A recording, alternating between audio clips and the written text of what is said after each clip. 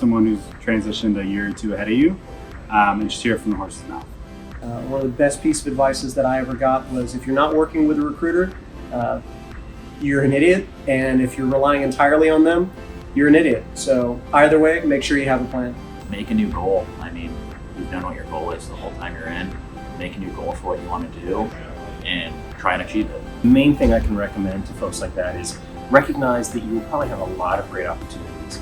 Talk to all your friends, talk to your relatives, talk to people that have gotten out, and really try to get a feel for everything that's out there. If there's a company or an industry that you're looking to break into, there's other veterans that are in those organizations or industries.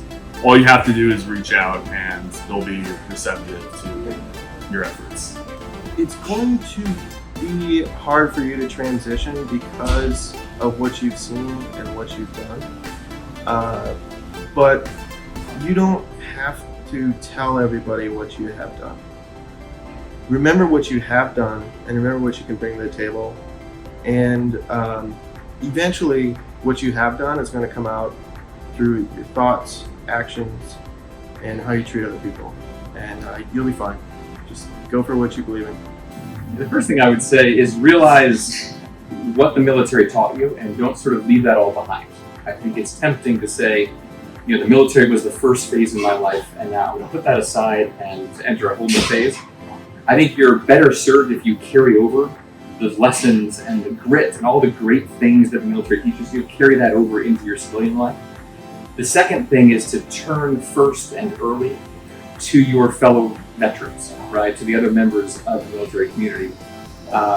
If we thought of ourselves as such, the veteran business owner community would be the largest and most powerful business network on earth, right? There's that many of us who own businesses, there's that many of us who employ people. As Mike said, the skill sets are really valuable and translate really well between the military and I think the private sector or even the public sector, but outside the military.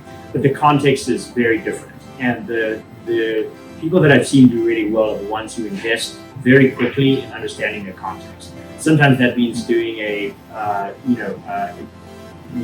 course, taking advantage of the GI Bill.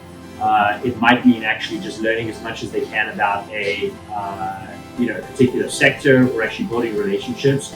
But learning that context is really important and actually makes the transfer of skills go much smoother.